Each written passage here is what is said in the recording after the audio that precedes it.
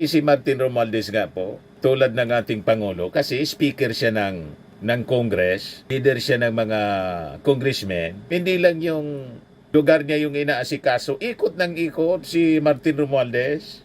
Hanggang dito nga sa amin, first time, mga kababayan, na isang speaker, ginagawa ang ganyan para alamin yung mga allocations na inapprove ng Kongreso kung nagagamit sa tama. Doon nagagalit po si Senator Amy Marcos sa pag-iikot, walang tigil na pag-iikot ni Martin Romualdez. Kasi ang tingin ni Amy Marcos po, uunahan pa siya, sila ni Sara.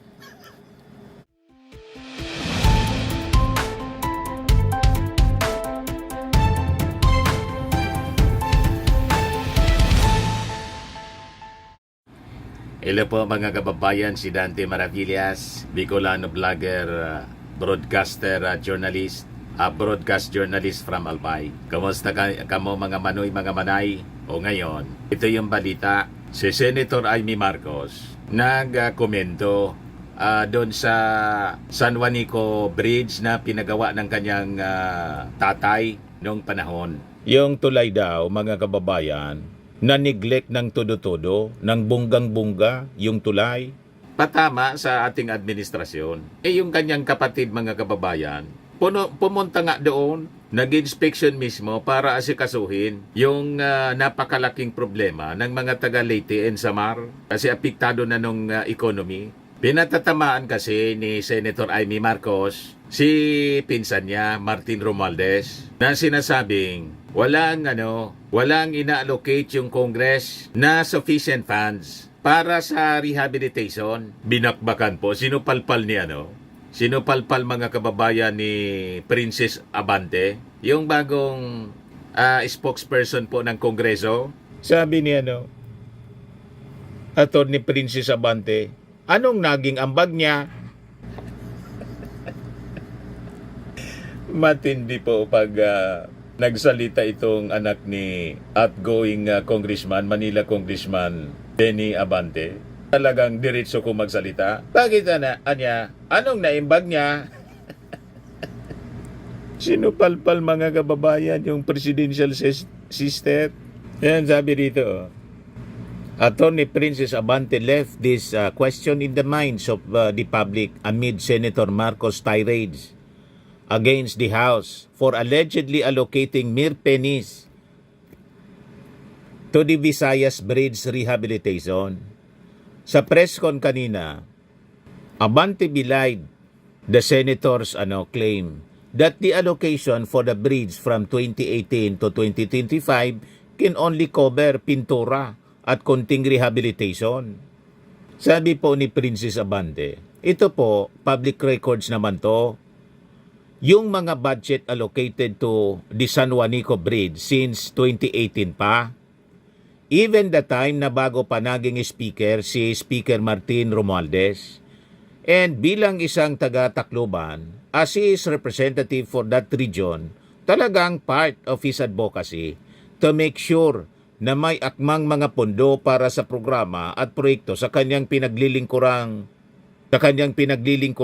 Si Martin Romualdez nga po, tulad ng ating Pangulo, kasi speaker siya ng Congress, leader siya ng mga congressmen, hindi lang yung lugar niya yung inaasikaso, ikot ng ikot si Martin Romualdez. Hanggang dito nga sa amin, first time, mga kababayan, na isang speaker, ginagawa ang ganyan para alamin yung mga allocations na inapprove ng Kongreso kung nagagamit sa tama. Doon nagagalit po si Senator Amy Marcos sa pag-iikot, walang tigil na pag-iikot ni Martin Romualdez. Kasi ang tingin ni Amy Marcos po, uunahan pa siya, sila ni Sara, na maging presidente or vice-presidente, mga kababayan. Kaya laging nagngingit-ngit po kay Martin Romualdez. Alatang-alata po. Dahil sa pag-iikot, mga kababayan, kaya nagpropaganda na naman para nang si Sara Duterte. Nagtutulong-tulong yung dalawa, tulong-tulong sa paninira kay Martin. Sinupalpal na yun, mga kababayan ni Attorney Princess Abante. Bakit Anong naging ambag niya? O ito, naitanong dito sa kanyang press conference, mga kababayan kanina. Ma'am, tanong ko na rin po yung sinabi ni Senator Amy. Parang pampintura lang daw yung budget na ibinigay sa San Juanico Bridge. Ba't daw po ganon? Well, according na ito public records naman to, no, yung mga budget allocated for the San Juanico Bridge since 2018 pa. Even the time na bago pa naging speaker si Speaker Martin Romualdez, and bilang isang taga Tacloban, as the representative for that region, talagang part of his advocacy to ensure na may akmang mga pondo para sa mga programa at proyekto sa kanyang pinaglilingkuran. Makikita natin na tuloy-tuloy naman ang naging budget allocation para sa San Juanico Bridge for its maintenance, rehabilitation. Siguro, si Senator Amy, since she is very much concerned, talangan din natin tanongin anong naging ambag niya bilang senador na kasama naman sa tungkulin niya ang pag-ayos ng budget ng bansa dun sa pangangalaga ng San Juanico Bridge. Thank you po. Sa poll, mga kababayan, si Amy Marcos. Ano niya yung naging ambag mo? Senador ka. O, di ba? Kaya sabi dito sa balita,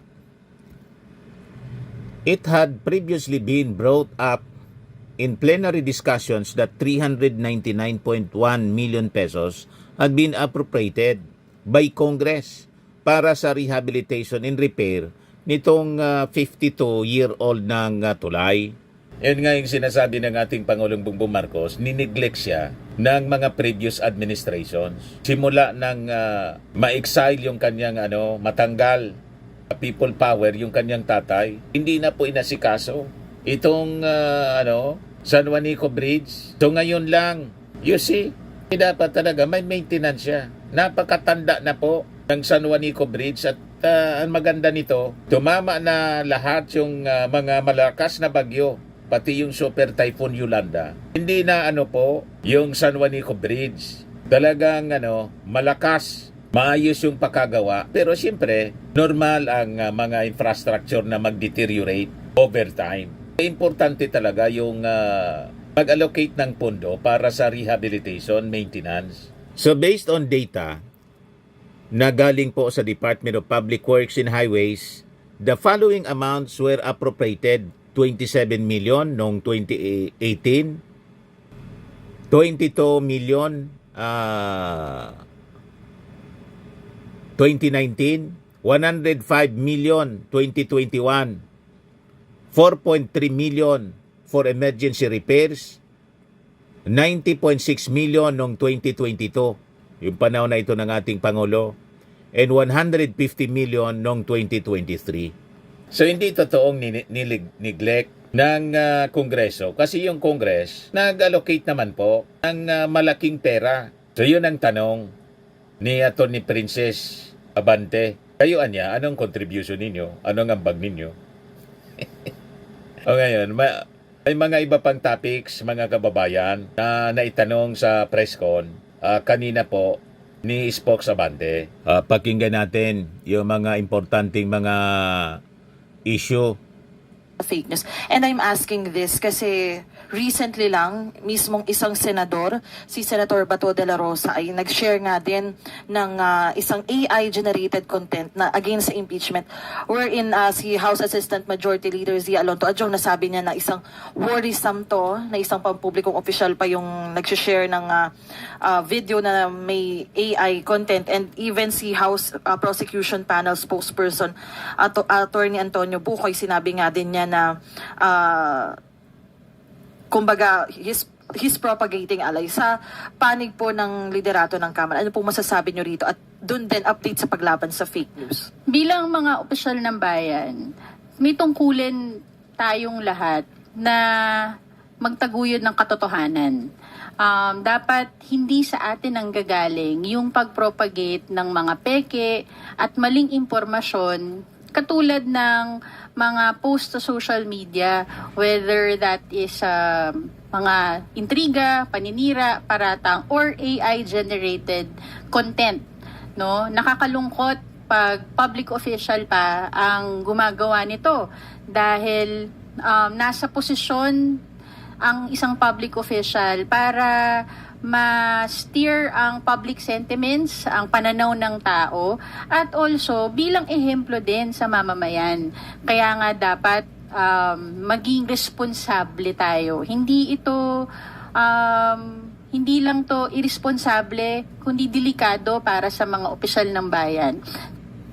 Ang duda natin, galing mismo yun sa kampo nila. Talagang purposely ginawa yung ganong AI to serve the interest of Sara Duterte. Parang yung pulboronic video po na pinakalat ni Harry Roque at saka ni Maharlika. Talagang purposely ginawa nila. Piniki yung video, pinalabas na yung ating Pangulo nagdudruga, nagsisinghot ng pulboron para siraan yung ating Pangulo at gatungan yung pag-alsa ng mga tao para iluklok si Sara Duterte. Yun naman po talaga ang layunin nila. Ito naman para masabi na kontra ang mga kabataan sa impeachment trial ni Sara Duterte. Gumawa sila, mga kababayan. Hindi ko sinabing si Bato mismo yung gumawa noon. Malamang mula sa hanay nila para bilogin yung isipan ng ating mga mamamayan. So talagang tama yung kasabihan, ang taong nagigipit sa AI ay kumakapit. Yan na ngayon ang bagong kasabihan. Gipit na kasi, mga kababayan, si Sara Duterte sa sarili niyang kagagawan, kaya sa AI na kumakapit. Ayon, pinakalat ang kanyang baturni at ng kanyang kapatid. Si Bato ang baturni. Tapos si Baste, yung kanyang kapatid, sila yung nagpakalat, mga kababayan. Pinabuking. AI siya. Ito na ngayon, mga kababayan, ang nangyari. Nagpo-propagate at inahayaan ang mga fake news at disinformation na lumalaganap. Ngayon, ano ang dapat natin gawin? Katulad dun sa naging rekomendasyon ng TRICOM on fake news and disinformation, sana maituloy ito sa 20th Congress para mapag-usapan kung ano ba talaga yung mga dapat na mga legislative measures na kailangan mapasa para magkaroon ng tamang mga alituntunin para maiwasan natin or mabawasan yung pagpapalaganap ng mga fake news dito sa atin. Hindi lang apektado ang mga public officials pag fake news at disinformation. Mga regular na mamamayan, madami na tayong nakita na mga ganyan na naapektuhan ang kanilang buhay, mental health, emotional well-being, including fear of their physical well-being na pinanggagalingan because of fake news, disinformation sa social media. So we need to be, unang-una as public officials, be the example to be the ones to lead yung propagation ng tama at accurate na information. Sabi nga lagi, the truth shall set us free. Not AI, not fake news. Pinangaralan si Bato. When I tried this morning, Audi po. So getting your side na lang din po as the House spokesperson. Meron po kasing mga bagong aligasyon si Vice President Sara Duterte na hindi daw binasa umano ng 215 na kongresista o mahigit 1/3 yung impeachment case laban sa kanya bago po pirmahan. At may mga aligasyon din po na may kapalit itong budget bawat pirma. Your reaction po, ma'am? Siguro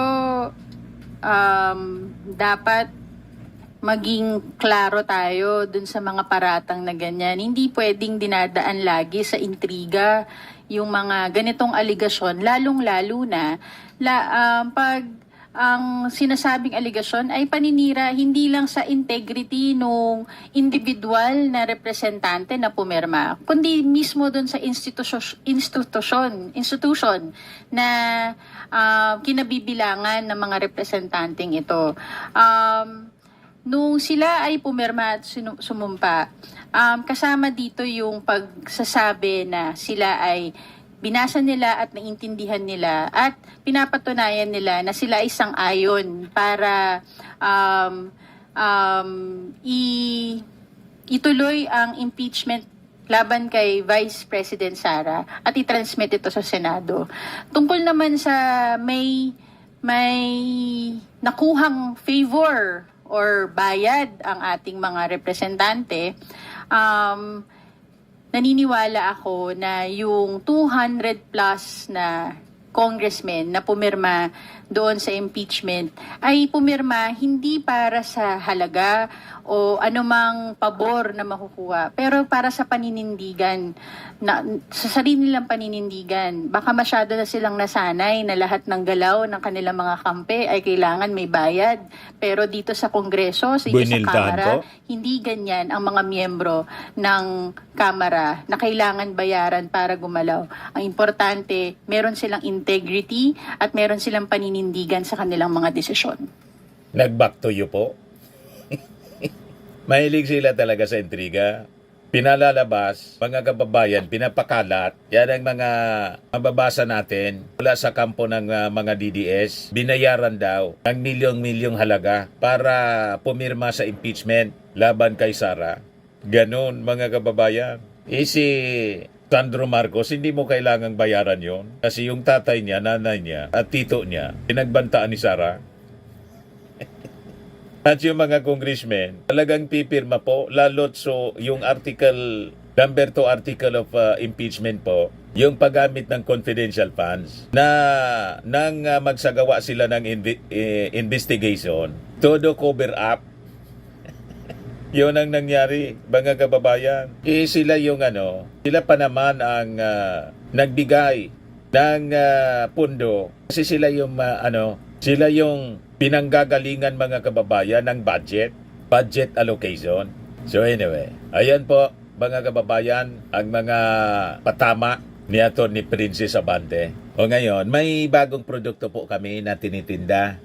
I am worldwide amazing pure organic barley po. Ito yung bagong produkto ng aking anak na architect and entrepreneur na si Riz Maravillas. Yan po. Endorsed by Maritoni Fernandez po, isang cancer survivor. Ang mga health benefits niya, boost immunity, improves digestion, enhances energy levels, packed with antioxidants, prevent cancer. Ngayon, yung mga interesado, contact niyo na lang yung aking anak sa Messenger, Riz Maravillas. At itong ating programa mga kababayan, atid sa inyo nitong ating mga sponsors. Firmax Firming and Lifting Cream. Pinapay po sa mga pulses in affected area. Mainam po ito sa mga pains at paninigas ng mga kaso-kasuan. Ito sa mukha naman yung application, anti-aging, Automax po siya. Ito ay Glow 60 mga kababayan. Whitening po siya. Made in South Korea. Ito naman po, Nengxia Red Mix Fruit Drink. Gawa po siya sa goji berry. May anti-cancer properties po siya. At sa mga naghanap po ng malinis and spacious fitness gym, pumunta lang po kayo sa aming Colossal Fitness Gym. May Grab ka rental din po kami. At bills payment po sa aming office. At saka sa mga mahilig po sa mga imported bags, manood po kayo sa live selling ni Madam Aileen Rosales sa kanyang Aileen Closet po. Pati mga shoes, ito yung kanya po. Ito yung kanyang page. Kita ninyo, napakagandang mga online selling po siya. Si Madam Aileen Rosales. At cellphone number niya po, 773-798-7816. Ito naman po yung bago naming product na binibenta online.